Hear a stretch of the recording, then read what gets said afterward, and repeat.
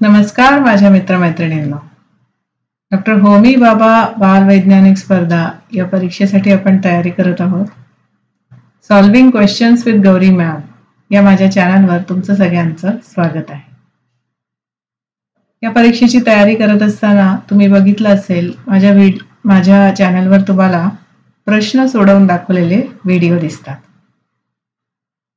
बऱ्याचदा काय होतं, आपण अभ्यास खूप करत असतो पण प्रश्नच नाही सोडवत. करतो ना आपण असं? तर ही चूक या परीक्षेच्या वेळेला आपल्याला करायची नाहीये. त्यामुळे आपण जसा अभ्यास करतोय त्याच्या बरोबरीने प्रश्न सोडवायची पण प्रॅक्टिस करतो. याच्यामुळे काय होतं, आपल्याला सतत समजतं की आपला अभ्यास किती झालाय. ठीक आहे, तर या व्ह्यूनी मी माझ्या चॅनलवरती प्रश्न सोडवून दाखवत असते. इथे तुम्हाला गेल्या वर्षीच्या त्याच्या आधीच्या प्रश्नपत्रिकांमधून घेतलेले प्रश्न सोडवलेले दिसतील. चांगली प्लेलिस्ट तयार केलेली आहे, वेगळी प्लेलिस्ट आहे.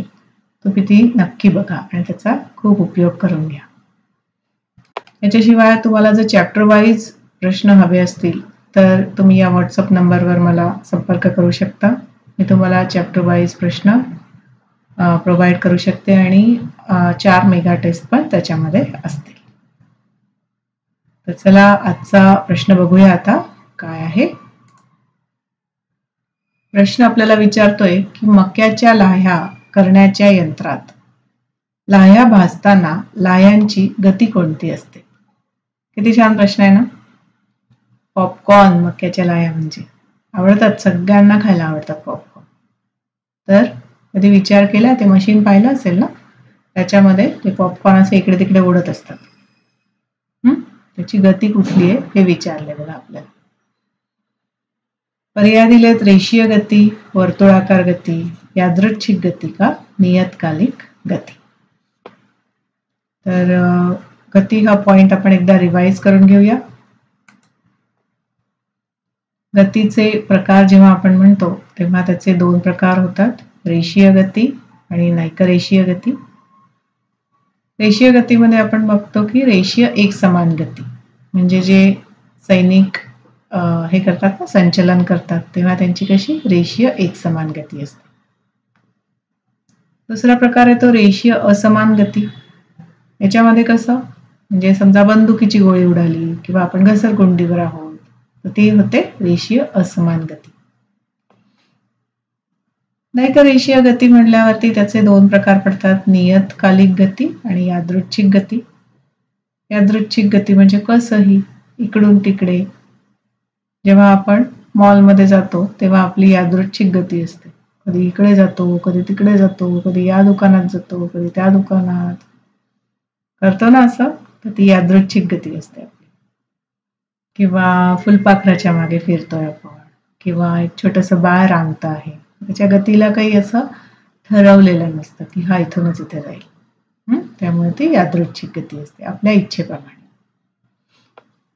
नियतकालिक गती म्हणल्यावरती त्यात पुढे 2 प्रकार येतात, आंदोलित गती आणि वर्तुळाकार गती.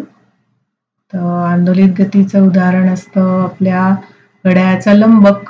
त्याची आंदोलनं होतात की नाही, त्याची कंपनं होतात इकडून तिकडे इकडून तिकडे, किंवा आपण झोपाळ्यावर बसलोय, आराम खुर्चीवर बसलोय, तर ते सगळे आंदोलित गतीची उदाहरणं होतात. वर्तुळाकार गती म्हणल्यावरती गोल आकारामध्ये फिरायला हवं, म्हणजे घड्याळाचे काटे. अशी ही वेगळी उदाहरणं आणि हे गतीचे प्रकार.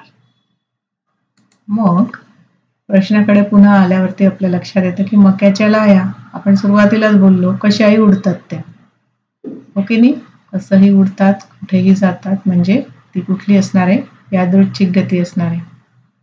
येतंय लक्षात? तर अशा पद्धतीने छान एक एक गती समजून घ्या आणि त्याची उदाहरणं बघून ठेवा, त्याचा नीट अभ्यास करा. काहीही शंका असेल तर तुम्ही मला विचारू शकता व्हॉट्सअपच्या थ्रू. आजचा व्हिडिओ इथे थांबवते आहे. इथे माझा मेल ID पण शेअर केला आहे. तुम्हाला काही शंका असेल तर तुम्ही मला कॉन्टॅक्ट करू शकता. आणि याच्याशिवाय माझ्या चॅनलला लाईक, शेअर आणि सबस्क्राईब करायला अजिबात विसरू नका. All the best. Thanks for watching.